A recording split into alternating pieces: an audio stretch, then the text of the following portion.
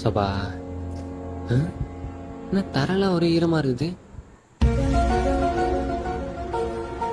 ஷாலினி மாடியில தான் அவ்வளவு குடிக்க இருக்கே, துணியில அதுக்கு உள்ள காய வச்சுக்கிற.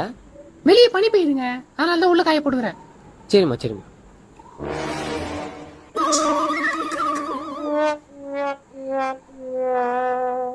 Sir sir Kumaran sir. சொல்லுங்க சார். நான் சார் வீட்டு உள்ள துணி காய போட்டு வச்சுக்கிறீங்க. சார் வெளியே பனி பெய்யுது இல்ல சார், அதான் சார் உள்ள காய போடுறோம். ஓ ஓகே ஓகே சார். நான் சார் ஏசி போட்டு துணி காய போட்டு வச்சுக்கிறீங்க.